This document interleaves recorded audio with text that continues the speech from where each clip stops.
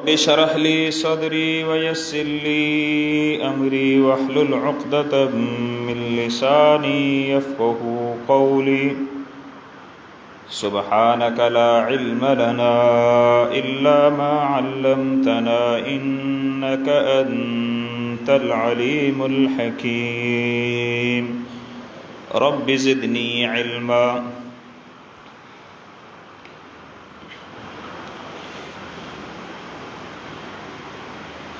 कैद ऐं हबस अल्लाह ताला जो अज़ाब है। कुरान मजीद में अल्लाह ताला कैद जे अज़ाब खे, हबस जे अज़ाब खे मुख़्तलिफ़ शक्लन में बयान कयो।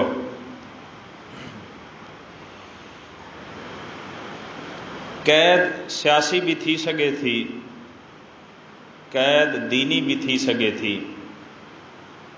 ऐं कैद जी सज़ा आम ॾोहनि में भी थी सके थी, ऐं कैद अल्लाह जो अज़ाब भी थी सके थी।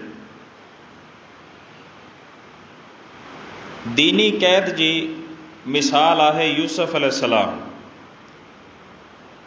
यूसुफ अलैहिस्सलाम के अज़ीज़ मिस्र जी घरवारी गुनाह जो हुक्म ॾिनो। यूसुफ अलैहिस्सलाम अल्लाह जो नबी हो। कज़ालिक लिनस्रिफ़ अन्हु अस्सूअ वल फ़हशा इन्नहु मिन इबादिनल मुख़लसीन। असां यूसुफ अलैहिस्सलाम खां इने बेहयाई के दूर कयो, छो त यूसुफ असांजो मुख़लिस बानो हो। अज़ीज़ मिस्र जी घरवारी जे चवण ते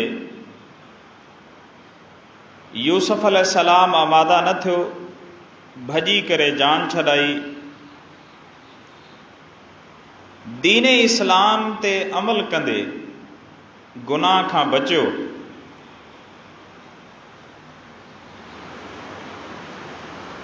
बादशाह जी घरवारी यूसुफ अलैहिस्सलाम के कैद कराए छॾियो। कुरान मजीद सूरत यूसुफ में बार बार इन कैद जो ज़िक्र कयो। लिहाज़ा कुरान ॿुधाए थो त यूसुफ अलैहिस्सलाम जी जेका कैद हुई उहा दीन जे करे हुई, अल्लाह जे करे हुई। कैद जी ॿी क़िस्म आहे ॾोह या जुर्म जे करे सज़ा मिलनि। वल्लाती यअतीन अल-फ़ाहिशत मिनकुम, उहे बि जेके बेहयाई जे कम जी तरफ़ अचनि। मिन निसाइकुम फ़स्तशहिदू अलैहिन्न अर्बअतम मिनकुम फ़इन शहिदू फ़अमसिकूहुन्न फ़िल बुयूत। औरत जे मथां गुनाह साबित थियण जे लाइ 4 गवाह न आहिनि।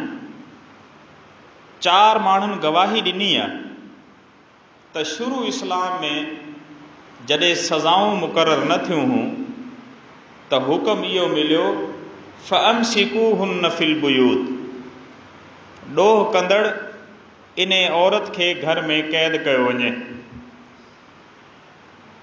मौजूदा वक़्त में भी जिन्हनि इलाक़नि में इस्लाम जूं शरी सज़ाऊं मौजूद न आहिनि त पोइ यकीनन इन ई आयत ते अमल थींदो।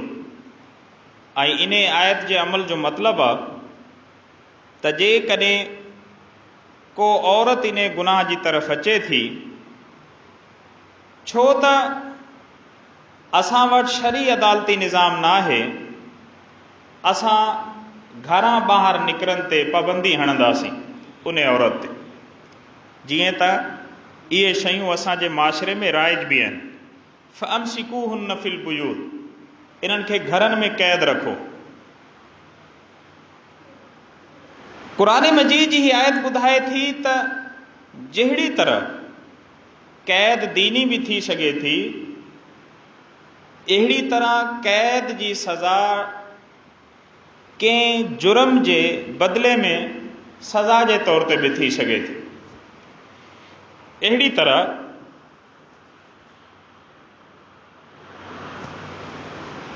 क़ैद जो जेको तसव्वुर आहे क़दीम ज़माने खां आहे, क़दीम ज़माने खां। जीअं त यूसुफ अलैहिस्सलाम जी क़ैद जो ज़िक्र सूरत यूसुफ में, अहिड़ी तरह फ़िरौन जी क़ैद जो ज़िक्र भी आहे। मूसा अलैहिस्सलाम खे फ़िरौन चयो हो, लइन इत्तख़ज़्त इलाहन ग़ैरी लअजअलन्नक मिनल मस्जूनीन। ऐ मूसा, जेकॾहिं मूंखे छॾे करे ॿियो को रब ॻोल्हण जी कोशिश कई, मां तोखे क़ैद करे छॾींदुसि, मां तोखे क़ैद करे छॾींदुसि। लिहाज़ा जेल जो जेको तसव्वुर आहे इहो क़दीम ज़माने खां वठी आहे। अहिड़ी तरह जेल या क़ैद या हबस, इन जी टी क़िस्म आहे अल्लाह जो अज़ाब। पहिरीं क़िस्म दीन जे करे जेल में वञनि, इन जी मिसाल आहे यूसुफ अलैहिस्सलाम। बादशाह जी घरवारी जो चवनि न कई, दीन ते हलियो ऐं अल्लाह खे राज़ी करण जे लाइ उन गुनाह जी तरफ़ न वियो, जंहिंजी सज़ा जेल मिलियसि, इहा जेल जी सज़ा अल्लाह जे लाइ। अहिड़ी तरह कंहिं भी गुनाह जे बदले में जेल मिलनि, जीअं त को मर्द या औरत गुनाह जी तरफ़ अचे त उन जे लाइ कुरान मजीद जी हिन आयत में त उन्हनि खे जेसि ताईं को मामिलो हल थिए एसि ताईं घरनि में क़ैद करे रखो, ॿाहिरि निकिरण न ॾियो। टी क़िस्म जेका जेल जी आहे हू आहे अल्लाह जो अज़ाब, अल्लाह ताला जो अज़ाब। कुरान मजीद जूं सूरतूं ॿुधाइनि थियूं त अल्लाह ताला जेके गुज़िरियल क़ौमनि खे सज़ाऊं ॾिनियूं आहिनि, उन्हनि में हिकिड़ी सज़ा हब्स जो अज़ाब बि हो, हब्स या जेल जो अज़ाब। हाणे तव्हां चवंदो त जेल या हब्स जो अज़ाब छा आहे? जेल या हब्स जो अज़ाब जंहिंजो ज़िक्र सालेह अलैहिस्सलाम जी क़ौम जे मामले में भी आहे, जंहिंजो ज़िक्र क़ौम आद जे बारे में भी आहे। तमत्तउ फी दारिकुम सलासत अय्याम, ऐ मुंहिंजी क़ौम, 3 ॾींहं ताईं तव्हांखे सज़ा आहे त तव्हां पंहिंजे घरनि जे अंदरि बंदि थी रहो। 3 ॾींहं पंहिंजे घरनि जे अंदरि क़ैद थी रहो। तमत्तउ फी दारिकुम सलासत अय्याम ज़ालिक वअदुन गैरु मकज़ूब। ही जेको अज़ाब जो वादो आहे कूड़ो न आहे, 3 ॾींहं ते तव्हांखे ख़बर पइजी वेंदी। मुफ़स्सिरीन लिखियो त ही घरनि जे अंदरि हलिया विया, इन्हनि जे मथां अल्लाह जे अज़ाब जी शुरूआत थी वई। हिकिड़े ॾींहुं बीमार थी विया, ॿिए ॾींहुं इन्हनि जी हालत ख़राब थी वई, 3 ॾींहं इन्हनि जा मुंहुं ऐं चेहरा ऐं जिस्म कारो थी वियो, कारो थी वियो। ऐं 3 ॾींहं ते इहा सॼी जी सॼी क़ौम अल्लाह जे अज़ाब में हलाक थी वई। मुंहिंजा भाइर, ही जेका 3 ॾींहं हू पंहिंजे घरनि में रहिया, इहो क़ैद जो अज़ाब, इहो क़ैद जो अज़ाब अल्लाह ताला जे अज़ाब जी हिकिड़ी शक्ल हुई। लिहाज़ा क़ैद अल्लाह जो अज़ाब भी थी सघे थी। क़ैद जो अज़ाब जंहिंजी तफ़सील हिकिड़ी ॿी क़ौम जे मथां भी आहे, उन क़ौम जो नालो आहे क़ौम आद। क़ौम आद, अल्लाहु अकबर। क़ौम आद जे मथां जेको अज़ाब आयो हू तमामु डिघो, तमामु डिघो। व अम्मा आद फस्तकबरू फिल अर्द बिगैरिल हक़ व क़ालू मन अशद्दु मिन्ना क़ुव्वह। ऐं आद जी क़ौम जंहिं तकबुर कयो ऐं चईं त असां खां वधीक को ताक़तवर न आहे। अवलम यरो अन्नल्लाह अल्लज़ी ख़लक़हुम हुवा अशद्दु मिनहुम क़ुव्वा, छा इन्हनि खे ख़बर न आहे त इन्हनि जो हिकिड़ो ख़ालिक, हिकिड़ो रब जेको तमामु घणी ताक़त रखे थो। अन्नल्लाह अल्लज़ी ख़लक़हुम हुवा अशद्दु मिनहुम क़ुव्वा व कानू बिआयातिना यजहदून। अल्लाहु अकबर। क़ौम आद जे मथां जेको अज़ाब शुरू थियो, इहा क़ैद तमामु सख़्त हुई। सख़रहा अलैहिम सबअ लयालिन व समानियत अय्याम, असां उन्हनि जे मथां अज़ाब खे मुसलसल हलायो। सबअ लयालिन 7 रातियूं व समानियत अय्याम ऐं 8 ॾींहं। 7 रातूं ऐं 8 ॾींहं तूफ़ान जो ख़तरनाक अज़ाब, जंहिं अज़ाब इन्हनि खे घरनि जे अंदरि क़ैद करे छॾियो, घरनि जे अंदरि क़ैद करे छॾियो। ऐं पोइ 8 ॾींहं ते इहा क़ौम जिन्हनि जा कद क़ुरान मजीद ॿुधाए थो क अन्नहुम आजाज़ु नख़लिन ख़ाविया, खजी जे थुड़नि जेतिरा 100 फुट डिघा कदावर, जबलनि खे खोटरे करे जबलनि में घर ठाहिण वारा मज़बूत ताक़तवर क़ौम। अल्लाह ताला फरमायो ईअं किरिया पिया हा जीअं खजी जा थुड़ किरियल हूंदा, खजी जा थुड़ किरियल हूंदा। मुंहिंजा भाइर, त इहो हबस ऐं क़ैद जो जेको अज़ाब, इन जी जदीद या मौजूदा शक्ल आहे लॉकडाउन।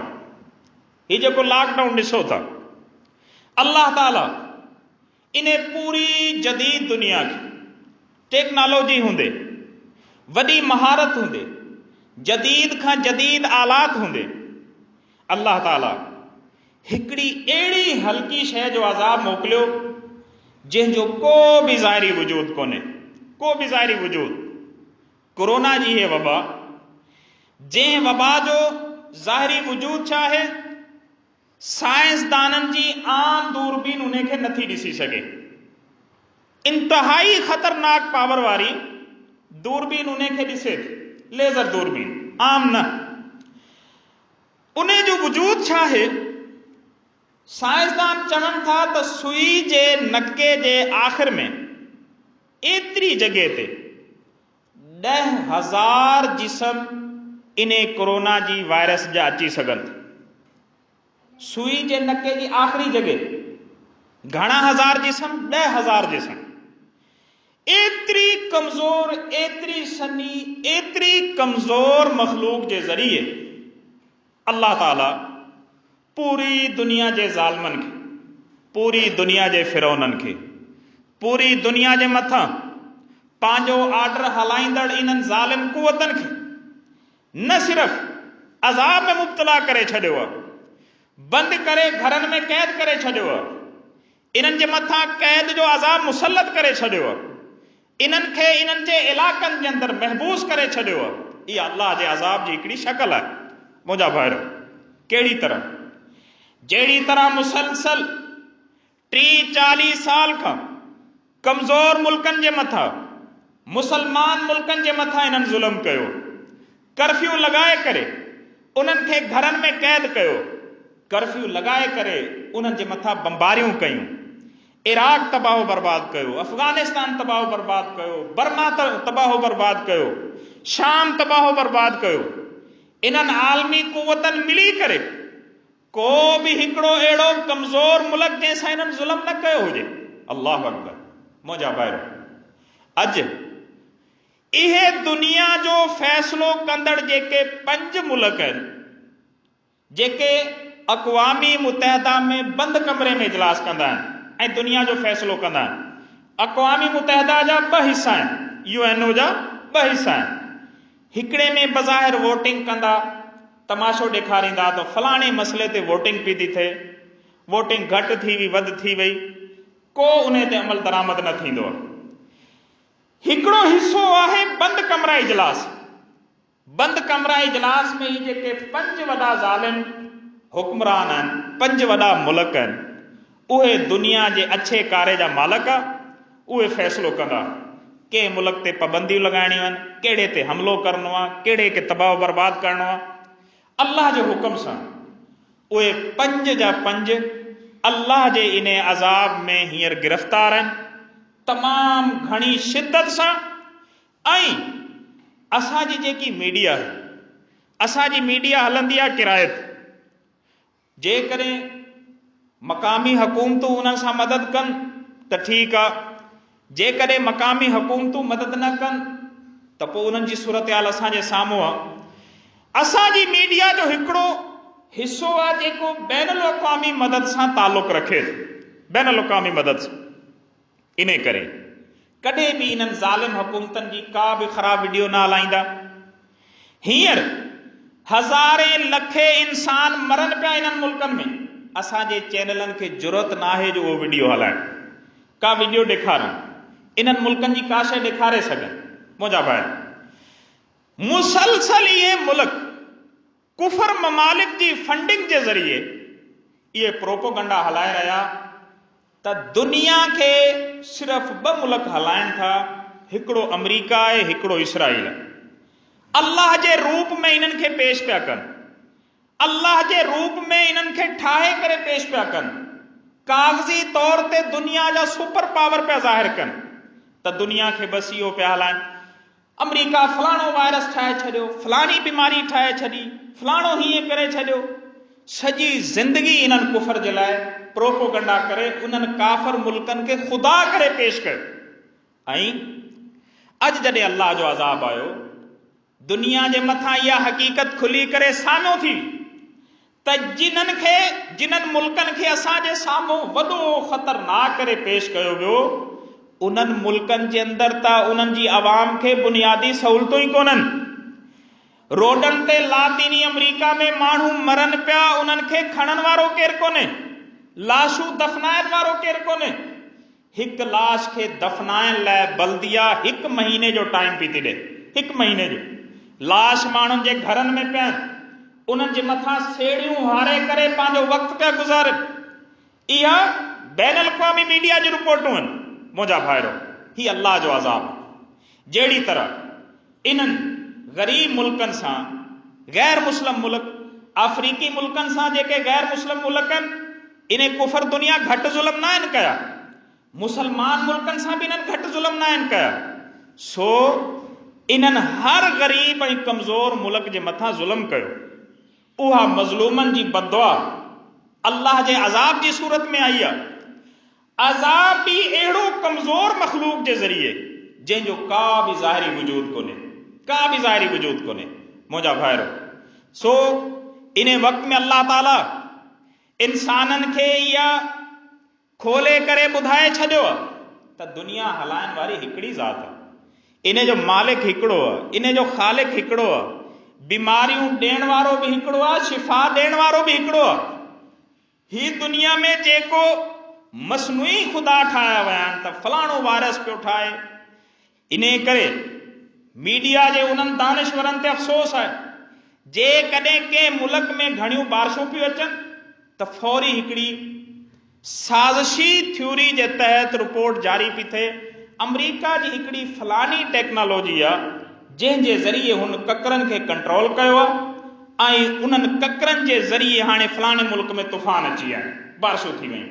यानी माण्हुनि जो अल्लाह जी तरफ़ नज़रियो न वञे, माण्हुनि जो अल्लाह जी तरफ़ नज़रियो न वञे।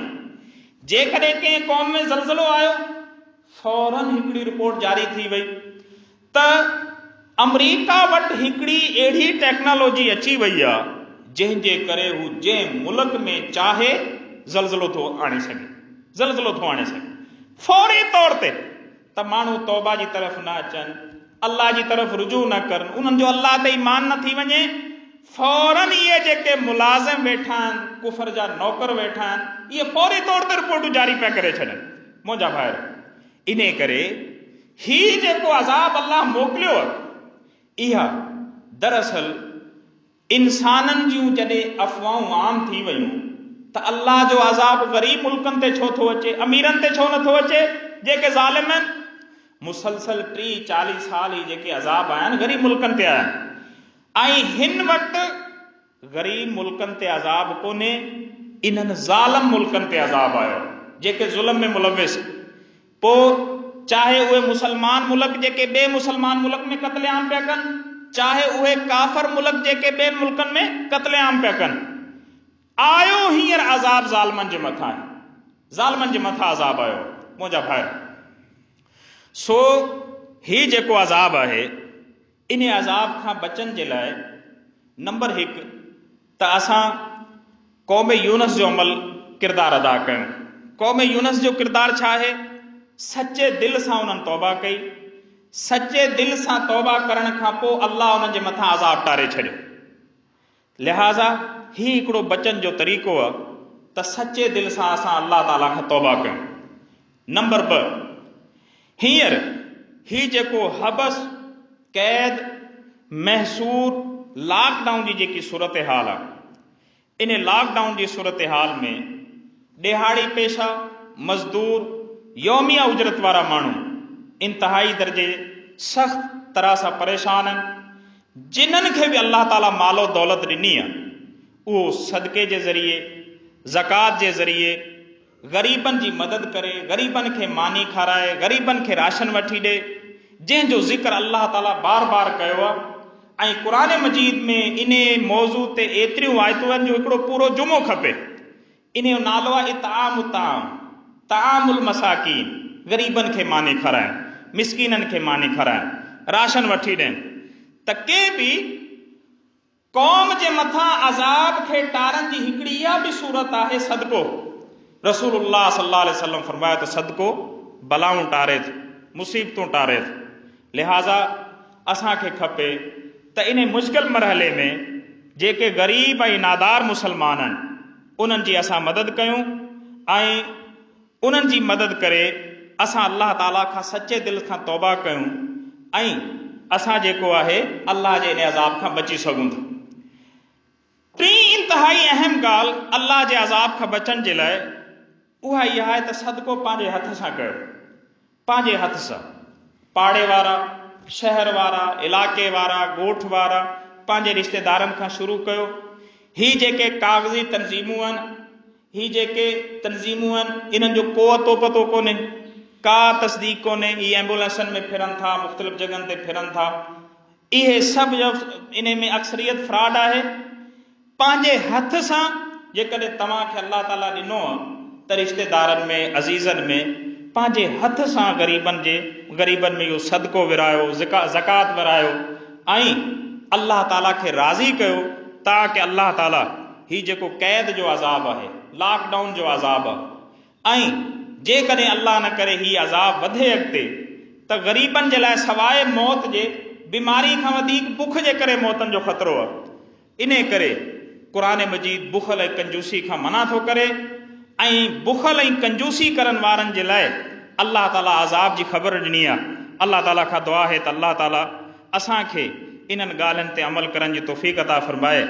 असां मुसलमान मुल्कनि में ऐं उहे ग़रीब ग़ैर मुस्लिम मुल्क जेके परेशान आहिनि ऐं परेशानी जो शिकार आहिनि, कश्मीर जा मुसलमान, अफ़गानिस्तान जा मुसलमान, इराक़ जा मुसलमान, शाम जा मुसलमान, अफ्रीका जा इहे ग़ैर मुस्लिम मुल्क जिन्हनि जे मथां मुसलसल ज़ुल्म थी रहियो आहे, अल्लाह ताला इन्हनि मज़लूमनि जी मदद करे ऐं ज़ालिमनि जे मथां पंहिंजी पकड़ खे वधीक सख़्त करे। अल्लाह ताला खां दुआ आहे त अल्लाह ताला असांखे अमल करण जी तौफ़ीक़